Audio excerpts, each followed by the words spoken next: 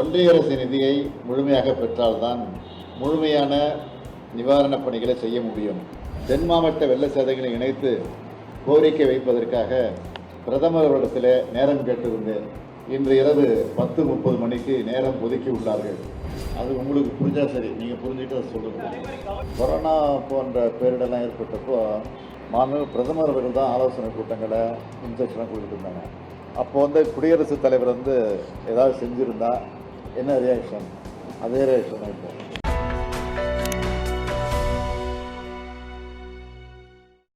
அனைவருக்கும் வணக்கம். தமிழ்நாட்டில்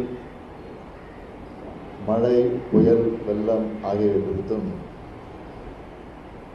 அதனால் ஏற்பட்ட சேதங்கள் குறித்தும் உங்கள் அனைவருக்கும் நன்றாக தெரியும்.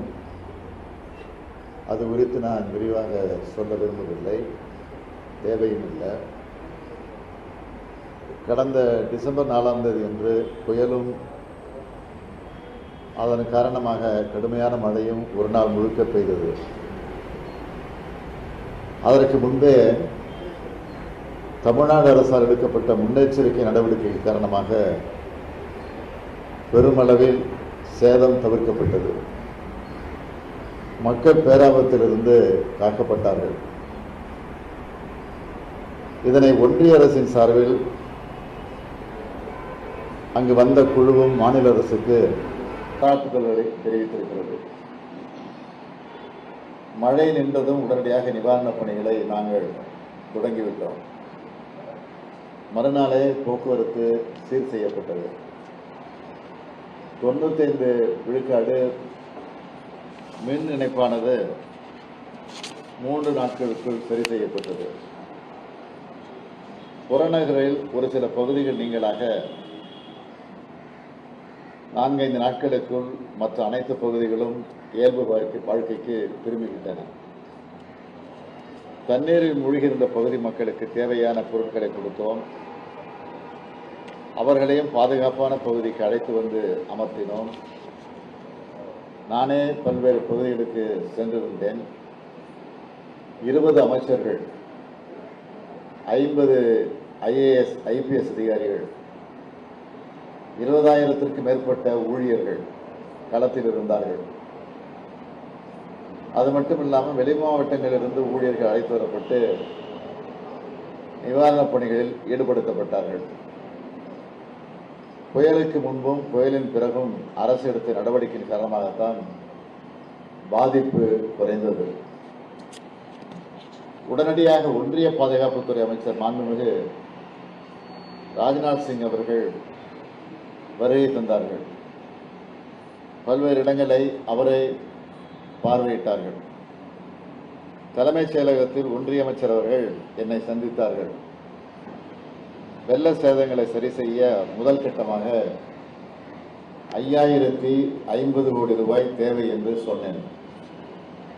இது தொடர்பாக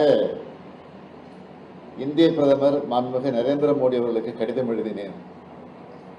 எனது கடிதத்தை திமுக நாடாளுமன்ற குழு தலைவர் TR பாலு அவர்கள் நேரடியாக கொண்டு போய் பிரதமரிடத்திலே கொடுத்தார்கள். ஒன்றிய அரசு இந்த ஆண்டு வழக்கமாக வழங்கப்பட வேண்டிய 450 கோடியை வழங்கியிருக்கிறது. இது பெரும் பேரிடர் என்பதால் கூடுதல் நிதியை கோரியுள்ளோம். ஒன்றிய அரசால் அனுப்பி வைக்கப்பட்ட குழு தமிழ்நாட்டில் 3 நாட்கள் தங்கி பல்வேறு இடங்களை பார்வையிட்டது. இறுதியாக கோட்டை வந்து என்னை சந்தித்தார்கள். முழுமையான சேதங்களை கணக்கிட்டு தற்காலிக நிவாரணத் தொகையாக 7033 கோடியும் நிரந்தர தீர்வு பணிகளுக்காக 12,659 கோடியும் வழங்க வேண்டும் என்று கோரிக்கை வைத்துள்ளேன். ஒன்றிய அரசு நிதி வரட்டும் என்று காத்திருக்காமல் சென்னை, திருவள்ளூர், காஞ்சிபுரம், செங்கல்பட்டு மாவட்ட மக்களுக்கான இழப்பீட்டை உடனடியாக அரசு அறிவித்தது. 6,000 ரூபாய் வழங்கப்படும் என்று அறிவித்திருக்கிறோம். கடந்த 17ஆம் தேதி அன்று சென்னை வேளச்சேரி பகுதியில் நானே பங்கேற்று இத்தொகையை வழங்கியிருக்கிறேன். மக்களுக்கு இழப்பீட்டு தொகை வழங்கப்பட்டு வருகிறது. ஒன்றிய அரசு நிதியை முழுமையாக பெற்றால்தான் முழுமையான நிவாரணப் பணிகளை செய்ய முடியும். எனவே பிரதமர் அவர்கள் நேரடியாக சென்று சந்தித்து கோரிக்கை வைக்கலாம் என்று யோசித்துக் கொண்டிருந்த நிலையில் கடந்த 17-18 தேதிகளில் தமிழ்நாட்டின் தென் மாவட்டங்களான நெல்லை, கன்னியாகுமரி, தூத்துக்குடி, தென்காசி ஆகிய மாவட்டங்களில் கடுமையான மழை பெய்தது. இதன் காரணமாக திருநெல்வேலி மற்றும் தூத்துக்குடி மாவட்டங்கள் கடும் பாதிப்பை சந்தித்துள்ளன. கடுமையான மழை பொழிவு 17 மற்றும் 18 தேதிகளில் ஏற்படும் என்பதை சென்னை வானிலை ஆராய்ச்சி மையம் 17ஆம் தேதி அளித்தது. வானிலை ஆராய்ச்சி மையம் குறிப்பிட்ட மழை அளவுக்கு பல மடங்கு அதிகமாக மழைப்பொழிவு இம்மாவட்டங்களில் வரலாற்றில் இதுவரை பதியப்படாத அளவுக்கு ஏற்பட்டது. எடுத்துக்காட்டாக காயல்பட்டணத்தில் 94 சென்டிமீட்டர் மழை, அப்பகுதியே வெள்ளக்காடானது. ஓராண்டில் பெய்ய வேண்டிய மழை ஒரே நாளில் கொட்டி தீர்த்ததை நீங்கள் எல்லாம் அறிவீர்கள். வானிலை ஆய்வு மையத்தின் எச்சரிக்கை நமக்கு சற்றே தாமதமாக கிடைத்தாலும் அதில் அளித்துள்ள அளவை விட அதிகமாக மழைப்பொழிவு ஏற்பட்ட சூழ்நிலையிலும் தமிழ்நாடு அரசு முன்கூட்டியே பல்வேறு முன்னெச்சரிக்கை நடவடிக்கை எடுத்திருந்தது என்பதை இங்கே நான் சுட்டிக்காட்ட விரும்புகிறேன். மழைப்பொழிவு கடுமையாக உடனே 8 அமைச்சர்கள், 10 இந்திய ஆட்சிப்பணி அலுவலர்கள் அங்கே மீட்பு மற்றும் நிவாரணப் பணிகளுக்கு அனுப்பி வைக்கப்பட்டனர். மாவட்ட வாரியாக இந்திய காவல்பணி அதிகாரிகள் மீட்பு மற்றும் கண்காணிப்பு பணிகளில் நியமிக்கப்பட்டார்கள். அருகிலுள்ள மாவட்டங்களிலிருந்து தமிழ்நாடு தீயணைப்பு மற்றும் மீட்பு பணித்துறையினர் வீரர்கள், படகுகள், உபகரணங்கள், 375 வீரர்கள் கொண்ட தமிழ்நாடு பேரிடர் மீட்பு படையினர் 15 குழுக்கள், 275 வீரர்கள் கொண்ட தேசிய பேரிடர் மீட்பு படையினர் 10 குழுக்கள் களத்தில் நிவாரணப் பணிகளில் ஈடுபட்டு வருகிறார்கள். கூடுதலாக மீட்பு பணிகளை விரைவுபடுத்த தமிழ்நாடு பேரிடர் மீட்பு படையில் பயிற்சி பெற்ற 230 பேர் ஈடுபடுத்தப்பட்டுள்ளார்கள். இது மட்டுமின்றி நமது இராணுவ வீரர்கள் 168 பேர் மீட்பு மற்றும் நிவாரணப் பணிகளில் ஈடுபடுத்தப்பட உள்ளனர். முன்னெச்சரிக்கை நடவடிக்கையாக இதுவரை 12,653 பேர் மீட்கப்பட்டு 141 நிவாரண முகாம்களில் தங்க வைக்கப்பட்டு உணவு, குடிநீர், மருத்துவ வசதி உள்ளிட்ட அடிப்படை வசதிகள் அளிக்கப்பட்டு வருகிறது. வெள்ள நீர் சூழ்ந்த பகுதியில் உள்ள மக்களுக்கு ஹெலிகாப்டர் மூலம் உணவு வழங்கப்பட்டு வருகிறது.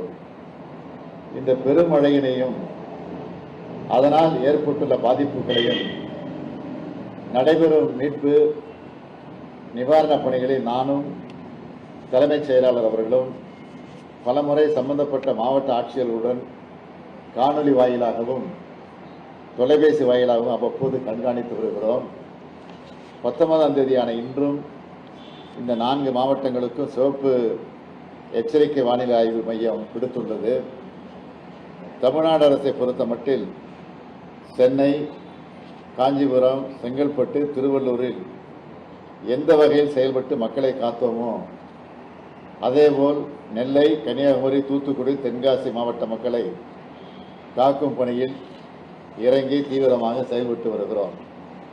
அரசு இயந்திரம் முழுமையாக அந்த மாவட்டங்களில் மையம் கொண்டுள்ளது. இந்த பாதிப்புகளுக்கு உள்ளான மாவட்ட மக்களுக்கான நிவாரணத்தையும் தமிழ்நாடு அரசு செய்தாக வேண்டும். ஆகவே முதலில் சென்னை பெருவெள்ளத்திற்காக வைக்கப்பட்ட கோரிக்கையுடன் தென் மாவட்ட வெள்ள சேதங்களை இணைத்து கோரிக்கை வைப்பதற்காக பிரதமர் அவரிடத்தில் நேரம் கேட்டிருந்தேன்.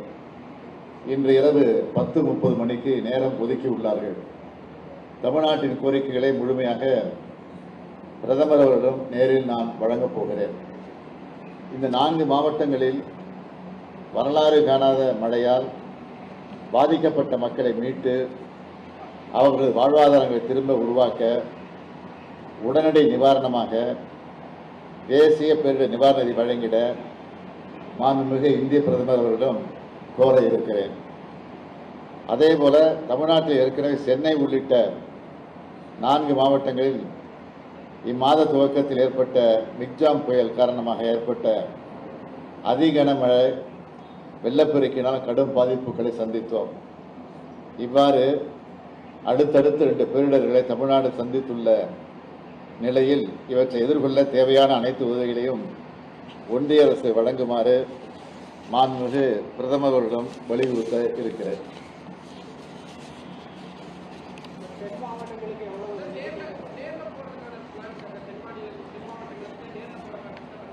இன்று இரவு பிரதமர் நேரம் கொடுத்துருக்கிறதுனால இன்னைக்கு இரவு பிரதமரை பார்த்துட்டு நிலவரத்தெல்லாம் சொல்லிட்டு மெமரண்டமாக கொடுத்துட்டு நாளை காலையில் நேரடியாக நான் தூத்துக்குடிக்கு போகிறேன். திருநெல்வேலிக்கும் போகிறேன்.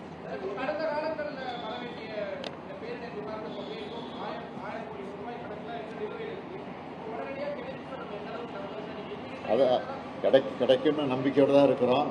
ஏற்கனவே ராஜ்நாத் சிங் ஒன்றிய அமைச்சர் வந்தப்போ சொல்லியிருக்கிறோம். பிரதமருக்கு கடிதம் கொடுத்துருக்குறோம். இன்றைக்கும் பிரதமரிடத்தில் அதை வலியுறுத்துவோம்.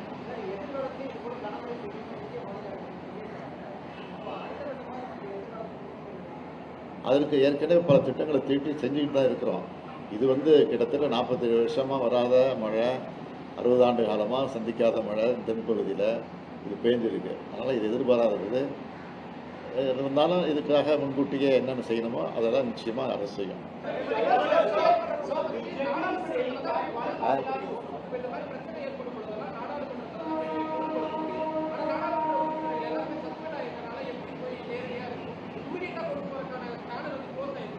அது உங்களுக்கு புரிஞ்சா சரி, நீங்க புரிஞ்சுட்டு அதை சொல்லுங்க.